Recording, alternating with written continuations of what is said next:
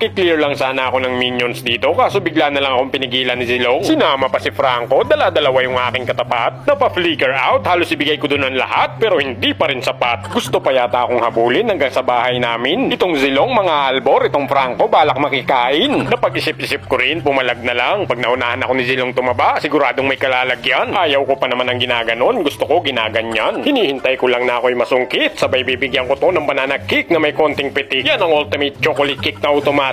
Bagsak, sabay iwanan mong tulog na humihilik-hilik. Sabay gala-gala sa mid, baka sakaling may mapala. Pero kung wala, okay lang yan, basta meron ka namang ginagawa. Gulatin natin yung kalaban, bigyan agad ng tadyak pang kalawakan. Dahil baka pag dumating ang late game, tayo naman ang pahirapan. Pero kung ayaw mo talagang mahirapan, bitawan mo na siya kung ikaw na lang mag-isa ang lumalaban. Kapag masyadong malalim yung kalaban, siguradong wala yang kawala. Pero pag yung nararamdaman mo ang malalim, siguradong napakasakit pag siya yung biglang nawala. Tinugod ko na dito si Alucard, kaso nandito pala yung Zilong, umay. Buti na nga lang nandyan yung Matilda, salamat sa suportang tunay. Sabay na hook pa ako ni Franco, akala ko katapusan ko na. Mabuti na lang magaling mag-alaga si Matilda, nakaluwag-luwag ang aking paghinga. Lumalaban pa rin siya kaya lumaban na rin ako, ganyan dapat, pareho kayong lumalaban. Pero alam mo ba kung bakit ayaw kanyang ipaglaban? Dahil mukha ka raw kalaban.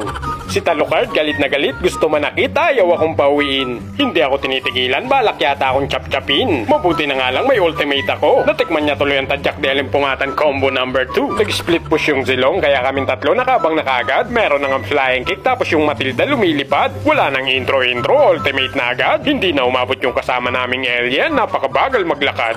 Pinagtutulungan ng mga kasama ko si Franco sa pwesto niya, hindi na nakalis. Makikisali din ako para kahit papano may konting assist. Yung kasama namin ditong alien ayaw magpapigil. Aba gusto yata bumawi, naka triple kill. Kaya dito binasag na namin yung mid nila. Mas malalaki yung minions, mas masaya.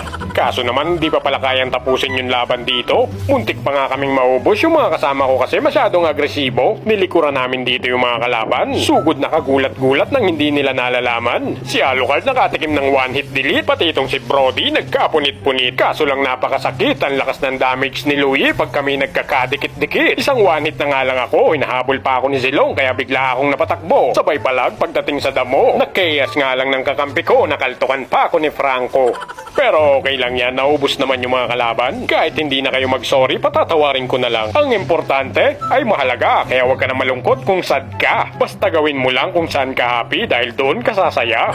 Sabay flicker agad kay Brody para hindi na makawala. Mabilis ang talon, parang binugaw na palaka. Tapusin na natin yung laban, baka yung kalaban tumaba. Basagin na natin yung tower para meron tayong mapala. Kaya dito na nagtatapos ang ending dahil walang forever.